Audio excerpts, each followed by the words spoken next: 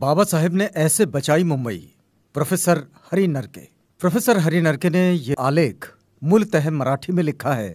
यहाँ हम आपके लिए इसका हिंदी अनुवाद लेकर आए हैं। प्रोफेसर हरि नरके लिखते हैं कि आज फिर एक बार केंद्र के कुछ गुजरातियों की मुंबई पर नजर है। ऐसे समय में मुंबई को निगले जाने से बचाने के लिए दूसरी बार भी डॉक्टर बाबा साहेब अम्बेडकर का मजबूत संशोधन, सबूतों की ताकत और तार्किक विश्लेषण ही महाराष्ट्र के काम आने वाला है। मुंबई का व्यापार, उद्योग, आर्थिक विश्व गुजरातियों के कब्जे में होने के कारण मुंबई गुजरात की तो मुंबई ना महाराष्ट्र की और ना ही गुजरात की, मुंबई स्वतंत्र चाहिए, ये कहने वालों का दावा बाबा साहेब ने कैसे कमजोर कर दिया, आइए देखते हैं।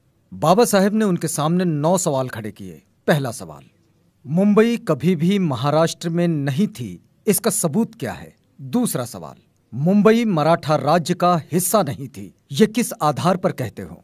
तीसरा सवाल, मराठी भाषियों की जनसंख्या मुंबई में अधिक नहीं थी, ऐसा कैसे कहा जा सकता है? चौथा सवाल, गुजराती लोग मुंबई के मूल निवासी है या गुजरात के?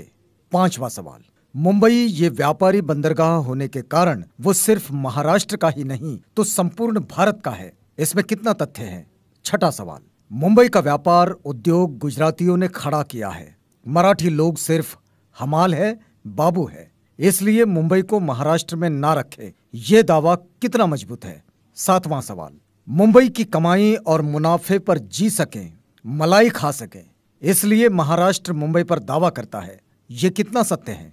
आठवां सवाल, बहुभाषिक राज्य अच्छा होता है क्योंकि उसमें भाषी अल्पसंख्याकों को अभय होता है, ये दावा कितना ठीक है? नौवां सवाल, राज्य की पुनर्रचना रैशनल होनी चाहिए, नेशनल नहीं, ये दावा कितना उचित? इन सवालों के जवाब देते हुए बाबा साहेब ने इतिहास और भूगोल पर आधारित सबूत पेश किए। चालुक्य और शिलाहार राजाओं के शासनकाल से प्राप्त ऐतिहासिक तथ्य ये है कि गुजरात पर मराठा राजाओं ने राज्य किया, गुजरातियों ने महाराष्ट्र पर राज नहीं किया। समुद्र से सटा हुआ भूगोल ये बताता है कि मुंबई महाराष्ट्र का अविभाज्य अंग है, गुजरात का नहीं।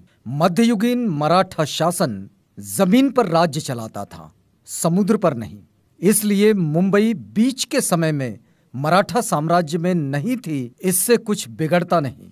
बाबा साहेब आगे कहते हैं कि 1941 की जनगणना में मराठी भाषियों की जनसंख्या मुंबई में 51% थी। ब्रिटिशों के आने के बाद समूचे भारत से लोग रोजगार, व्यापार और उद्योग के लिए मुंबई में आए, यहीं बस गए।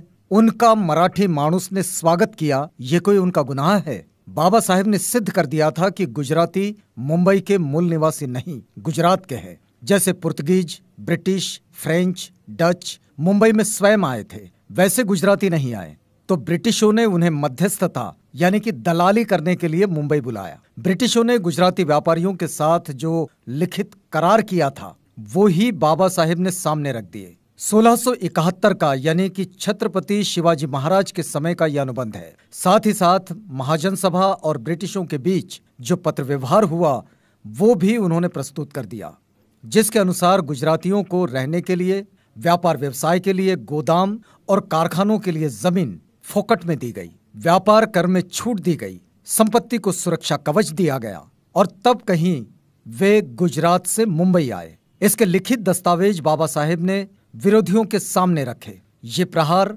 गुजरातियों को चुभने लगा।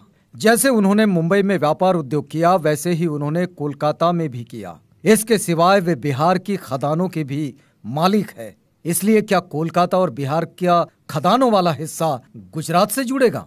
मुख्य मुद्दा यह है कि मुंबई को पानी कौन देता है, गुजरात या महाराष्ट्र? जिस बिजली पर व्यापार, उद्योग, कारखाने चलते हैं वो बिजली कहां से आती है, महाराष्ट्र से या गुजरात से? कामगार मजदूर शक्ति कहां से आती है?